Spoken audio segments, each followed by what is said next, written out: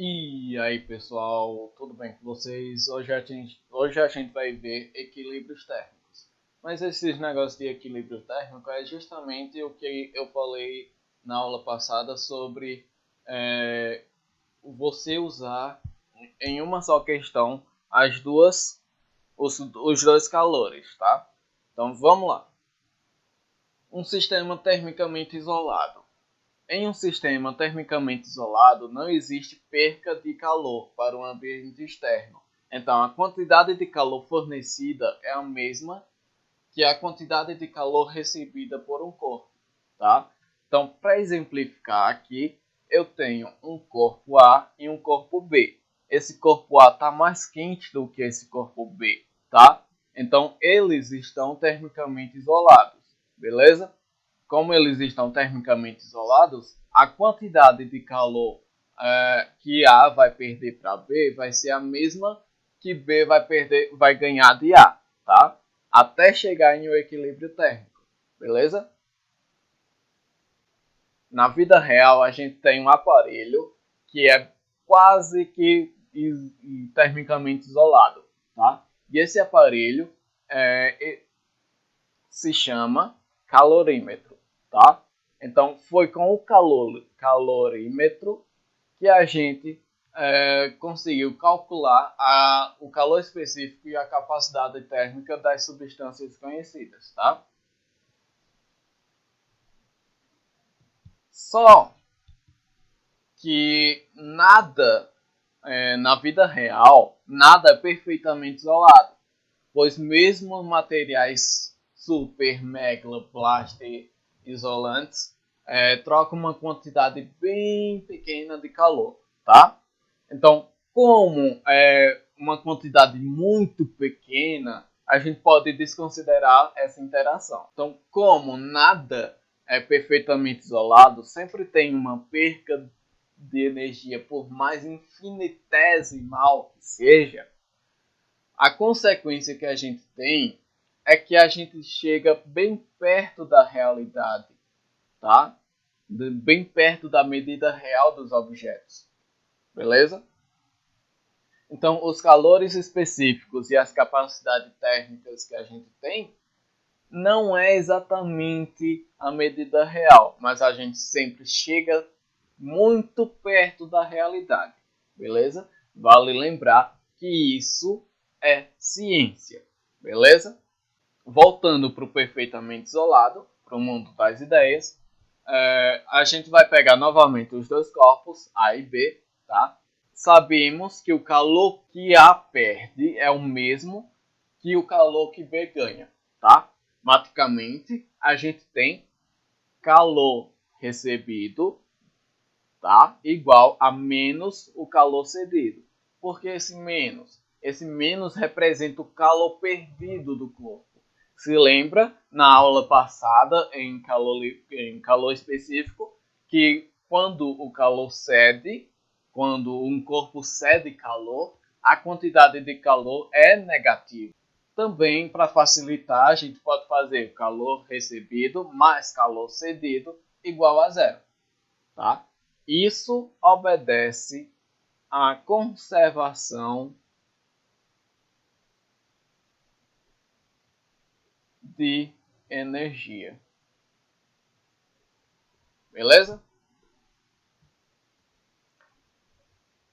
Então a gente tem a fórmula para o equilíbrio térmico do calor sensível, que é esse aqui, ó. Calor recebido mais calor cedido igual a zero. Então, a gente tem um exemplo. Imagine que num calorímetro existam três corpos. Um corpo A, um corpo B e um corpo C. E nesse calorímetro ele está termicamente isolado, tá? Então, o corpo C, pelo calorímetro, a gente percebeu que o corpo C perdeu 20 calorias. E A ganha 15 e B ganha 5 calorias, tá? Então a gente tem o quê? O calor de C, tá? Que como ele perdeu, então é menos 20 calorias. O calor de A tá? Como ele ganhou, então 15 calorias. E o calor de B, como ele ganhou 5 calorias, beleza? Então a gente soma tudo. Calor de A mais calor de B mais calor de C, tá? Então a gente tem o quê? O calor de A, percebam que é 15, tá? Ó, 15. O calor de B, 5, beleza? 5 aqui, ó. E o calor de C, menos 20.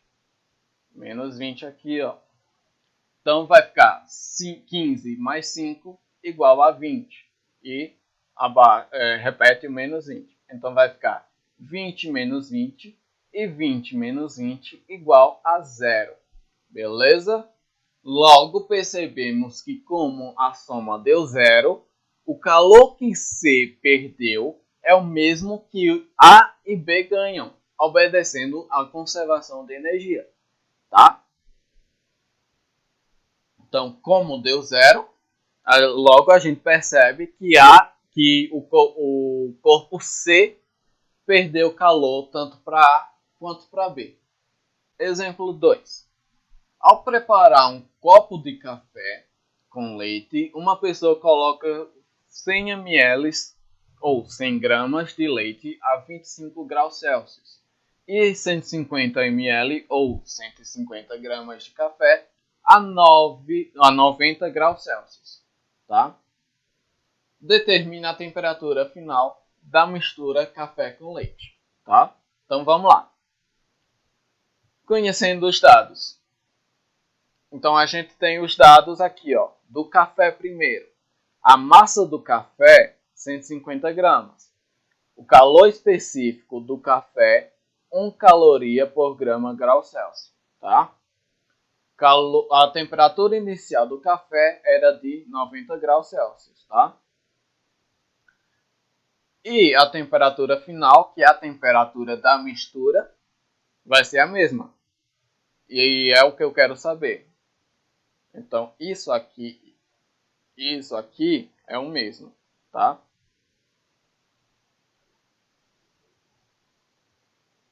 Então, vamos lá para os dados do leite, tá? Então, vamos lá. A massa do leite, 100 gramas.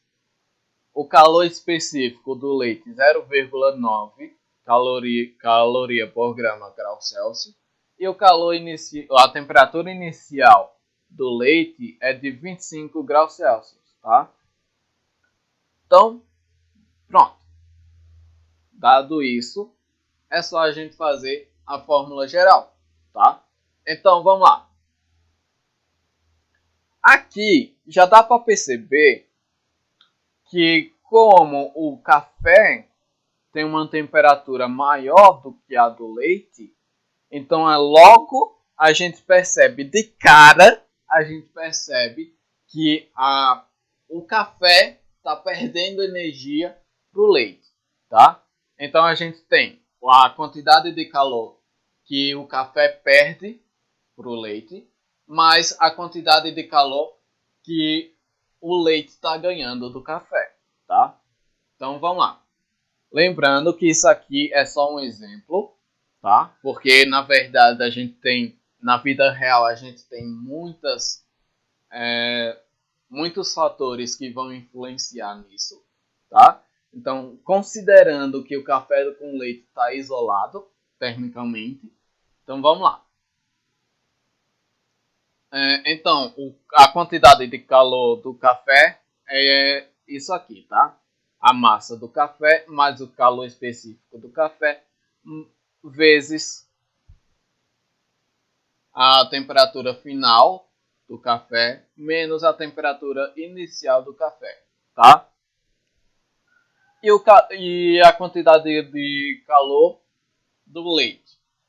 Então a gente vai ter a massa do leite, o calor específico do leite, vezes a temperatura final da mistura, menos a temperatura inicial do leite. Tá? Então todos esses dados estão aqui.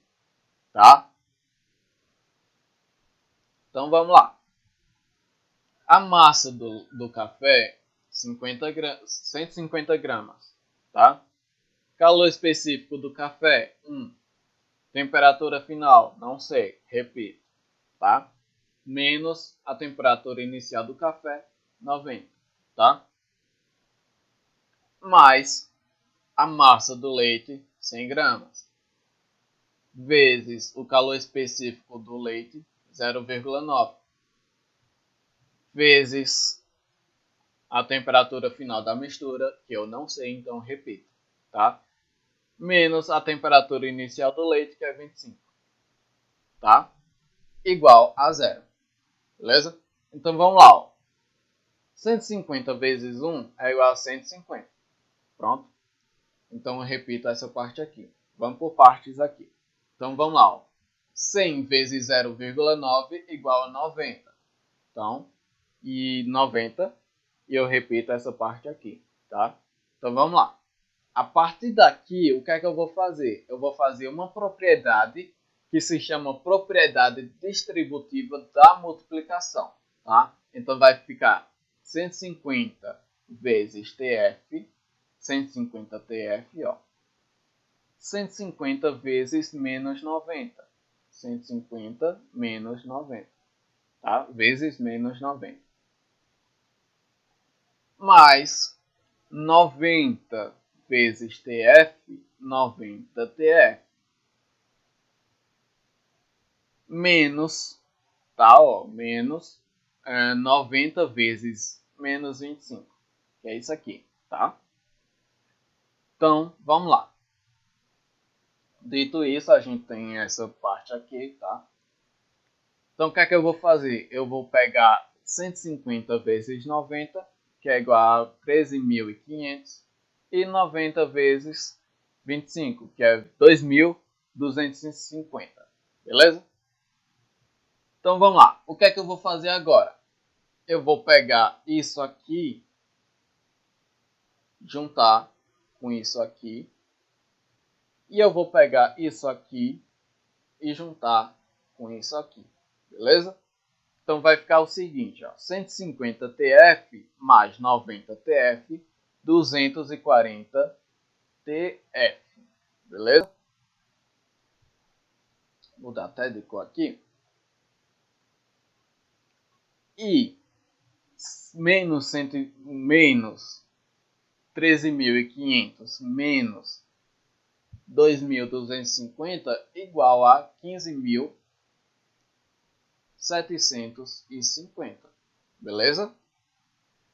Agora o que é que a gente vai fazer aqui? Reparem que aqui está negativo. Eu vou passar para o outro lado e vai ficar positivo, tá? Então vou isolar esse TF aqui. Isolando, a gente vai ter 240 TF igual a 15.750, beleza? Então vou pegar esse 240 aqui, tá multiplicando, vou passar para o outro lado na forma de divisão, tá? Então vai ficar TF igual a 15.750 dividido por 240. Fazendo essa divisão, é igual a 65,6. Então, a temperatura final do café com leite é de 65,6 graus Celsius. Beleza? Equilíbrio térmico e mudança de estado. Imagine que eu coloque um gelo na água, sabendo que a água é mais quente do que o gelo, então a água passa calor para o gelo, que é mais frio. Tá? Assim a água diminui sua temperatura e o gelo aumenta a sua temperatura.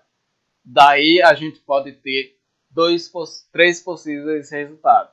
Tá? Então, na situação inicial, a gente tem a mistura da água e gelo, tá? A temperaturas diferentes, claro. E a gente tem os possíveis resultados. Resultado 1. A gente só tem o gelo e toda a água foi congelada. Então, a temperatura de equilíbrio térmico desse resultado é uma temperatura abaixo de 0 graus Celsius. Tá? O outro possível resultado é quando a água só tem água. e todo o gelo foi derretido. Então, a temperatura de equilíbrio térmico desse possível resultado é uma temperatura acima de 0 graus Celsius.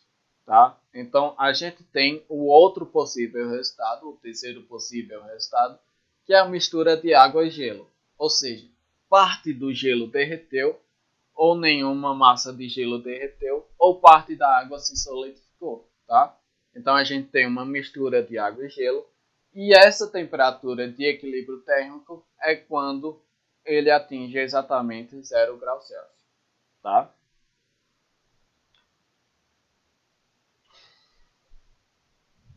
Estudando os casos onde a temperatura de equilíbrio térmico é maior do que 0 graus Celsius, tá? Então, sendo o caso onde a temperatura de equilíbrio térmico é maior do que 0 graus Celsius, então a gente tem o caso em que o gelo se transforma totalmente em água e atinge uma certa temperatura maior do que 0, tá? Para calcular esse processo, a gente precisa calcular todo o calor fornecido pela água, do começo até o fim. Por isso, a gente tem que fazer por partes. Tá?